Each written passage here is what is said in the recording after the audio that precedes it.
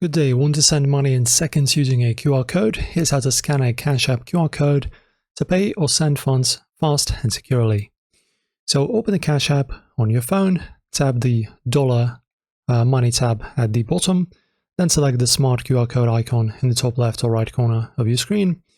Your camera will activate. Now just point it at the recipient's Cash App QR code.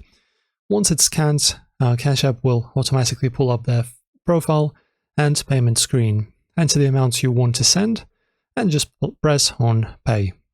Confirm the details and authorize with your PIN or Face ID.